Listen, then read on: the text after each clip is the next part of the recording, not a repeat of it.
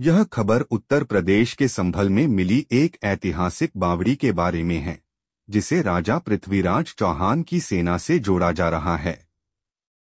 इस बावड़ी का मिलना इतिहास के एक और अहम पन्ने को खोल सकता है, खासकर जब यह दावा किया जा रहा है कि यहाँ पृथ्वीराज चौहान की सैन्य टुकड़ियां आराम करती थीं। सवाल यह है कि क्या यह बावड़ी वाकई उस समय की है, और अगर है तो यह और क्या रहस्य अपने भीतर समेटे हुए हो सकती है। क्या ये ऐतिहासिक बावड़ी सच में राजा पृथ्वीराज चौहान के सेना के ठिकाने का हिस्सा थी? अगर हाँ, तो इसके पीछे और कौन से ऐतिहासिक रहस्य छुपे हो सकते हैं?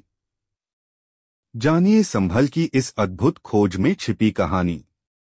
सेना का ठिकाना बताया जा रहा है। संभल में कई मंजिला एक बावड़ी मिली है। दावा किया जा रहा है कि ये बावड़ी राजा पृथ्वीराज चौहान की राजधानी का ही एक हिस्सा है। बावड़ी के ऊपर एक विशाल पेड़ है।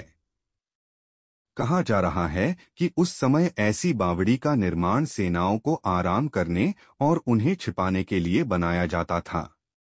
गौरतलब है कि संभल एक ऐतिहासिक नगरी है, जहां पर इतिहास से जुड़े कई राज हैं।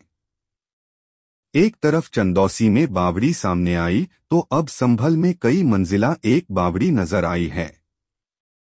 स्थानीय लोगों का दावा है कि 5 मंजिल तक उन्होंने पहले देखा था, लेकिन अब ये 2 मंजिल तक रह गई है।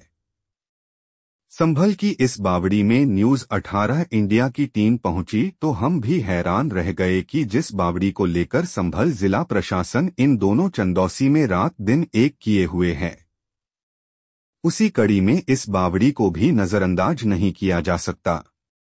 दावा किया जा रहा है कि यहाँ पर पृथ्वीराज चौहान के समय में उनकी सैन्य टुकड़ियां आराम करती थीं। संभल जिला प्रशासन जल्द ही इस बावड़ी का भी मुआयना कर सकता है। बावड़ी की 2 मंजिल आ रही नजर। जिस जगह यह बावड़ी मिली है वह जामा मस्जिद से महज 3 किलोमीटर की दूरी पर है।